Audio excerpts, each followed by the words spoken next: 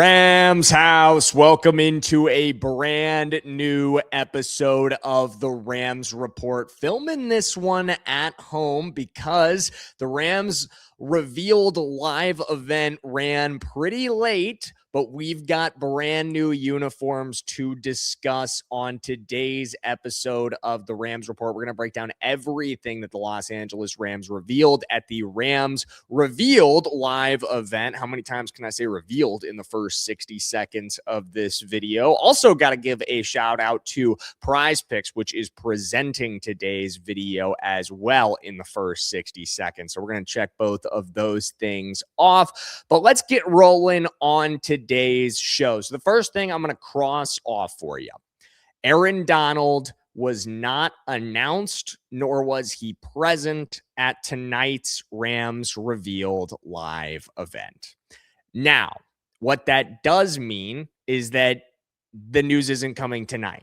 Tony Pastor's acknowledged the rumors around it that had been building. I acknowledged the rumors in a short earlier today, telling you guys, hey, temper those expectations a little bit. But COO, Chief Operating Officer Tony Pastor, if you're not familiar with him, one of the key members, underratedly key members of the Rams brain trust in the front office, he did address the rumors and he discussed them, saying, we'd rather have Aaron back when we're playing football than in July. He said we're still letting him go through his process. So that's not what we're discussing tonight. What we are discussing tonight is the brand new uniform. So without further ado, let's get a look at these bad boys. So we've got two brand new ones, and I'm pretty excited, guys. It's been a while since we had cool alternates like this. I mean, the rivalries last year were awesome, but like a whole arsenal of cool alternates, 3 different ones to cycle through this year.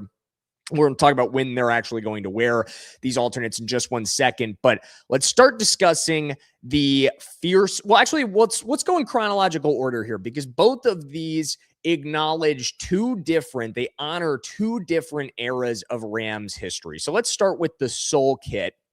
I'm going to show you a different photo here. They're calling this Classic Soul. And if you're not familiar with this one, we did discuss this when we were talking about potential leaks of these. These did leak a couple weeks ago. Now confirmed these were accurate, the leaks that we saw.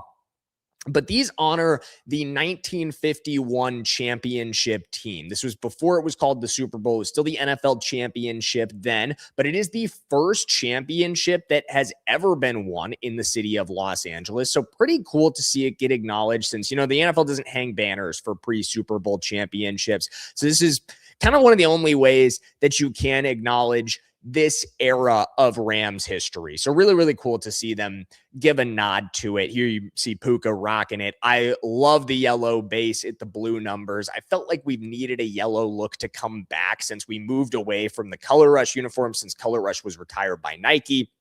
If there's one thing I would change about these, and this is accurate to how they looked in 1950 when they wore these, and obviously in 51 when they won the championship. They did go to 3 straight championships in these uniforms. I would have worn them with yellow pants. I don't know if that was in style in the 50s, but it is definitely in style today. And it would have been a cool way to kind of give a nod to the Color Rush uniforms as well, to make these an all yellow kit. I would have been really, really excited about that. One last look at him here for you. Not really a great look with the way that format. Sorry about that, guys. But you see Puka, Devontae, and Matthew Stafford all rocking these things. I'm really excited about the Classic Soul. These are ones that I will definitely be picking up. I know good buddy, good friend of the show, Jake Ellenbogen, he's super, super excited about these ones and just the honoring of that era of history. And I do think it's a really cool thing that the Rams are doing.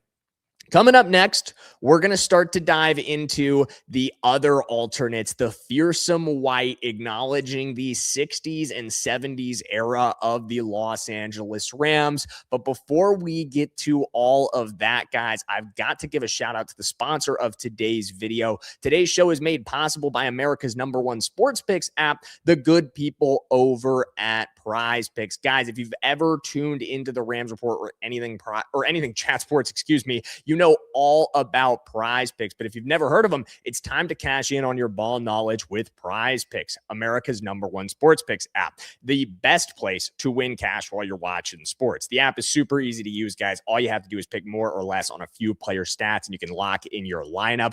For example, I've got this one rolling on some season-long projections. We've got Darnold to go for one 400-yard game in there. We've got Mendoza in there to do less than 9.5 starts. Jamison Williams on this lineup. A lot of different aspects of this that you guys can tail or fade with just one click on the Prize Picks app when you drop a follow on my username at Jackson Durham. Prize Picks is available in most states, including California, Florida, and Texas. And when you sign up, you're joining millions of users.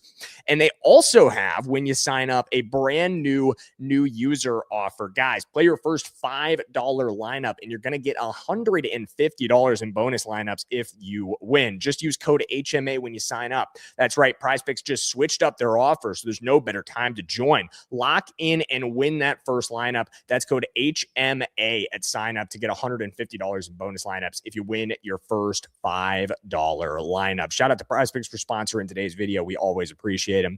Let's get back to discussing Fearsome White. So the other uniforms that the Rams revealed today, they honor another iconic era of Rams history, the Fearsome Foursome Rams. Just thinking Merlin Olsen, one of the best defensive lines that's ever been assembled in Rams history. And how cool that we're going to get a new uniform here that acknowledges this era of Rams history. An era where they had such a dominant defensive line, where dominant defense was such a focus for that team, in a year where we're getting back to that, where we now have a dominant defensive line, potentially even about to add another superstar to it. Because, hey, just because he didn't come back tonight doesn't mean Aaron Donald's not coming back at all. Doesn't mean we're not going to see Aaron Donald rock these uniforms at some point in the future, which reminds me, we need to talk about when we're rocking these uniforms. I'm going to tell you guys in just 1 second here. These are another look at these. Let's dive into that right now. So the first time you're going to see these sole uniforms, we'll go back to these for a second. They'll be worn for the first time in week 2. So it won't be long at all until you're seeing these guys, just the second game of the season, actually the home opener against the New York Giants. So not long at all to wait. You'll also see them again in week 12 for the game against the Kansas City Chiefs. Debut of the Fearsome White will be a little bit longer to wait. These guys will not make their first appearance until week 12 against the Green Bay Packers, and that will be on Thanksgiving Eve, Thanksgiving Eve for that game. So first time they're ever going to play on Thanksgiving Eve, an NFL game. Another really cool moment in history, as that graphic says. But again, 2 neat new uniform concepts here that acknowledge 2 eras of Rams history. And I really appreciate that. I like both of them. I'm honestly a little bit more excited about Fearsome White than I am about Classic Soul.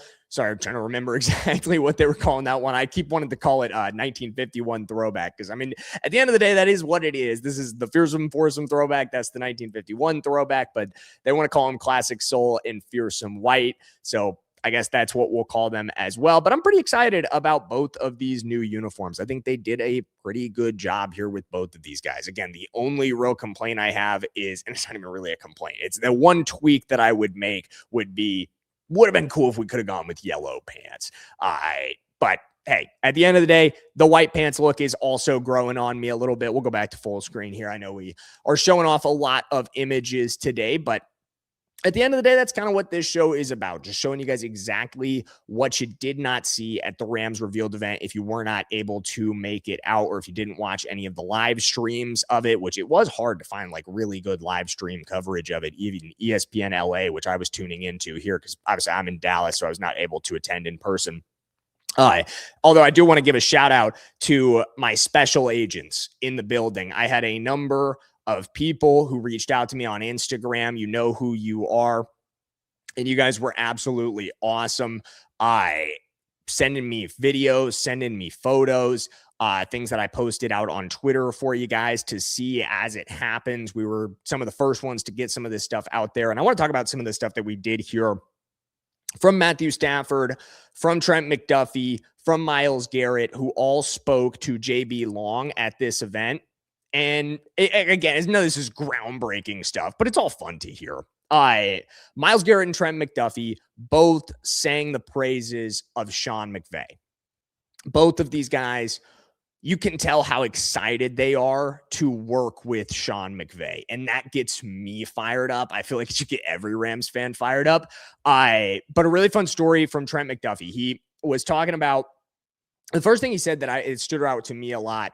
And shout out to Jose.lm was his name on Instagram, who sent me a number of these videos and a lot of the information we're about to discuss.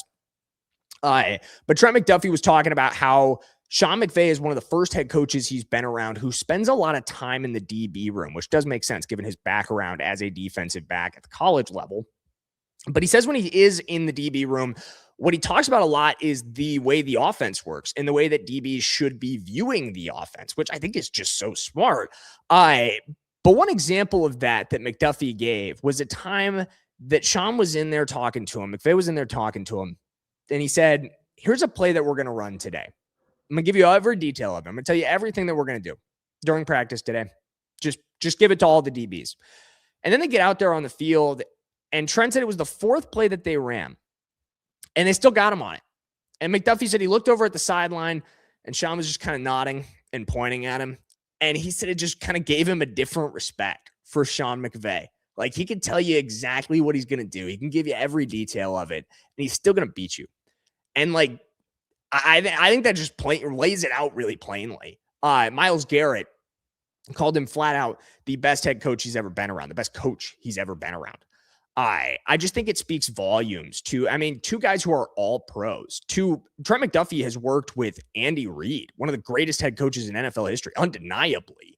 And he's singing the praises of Sean McVay after just an offseason of being around him. That's not a guy who should be easily impressed, but he's already blown out of the water by what he is experiencing being around Sean McVay. Again, I just cannot really explain to you guys enough how lucky we are to have him as our head coach.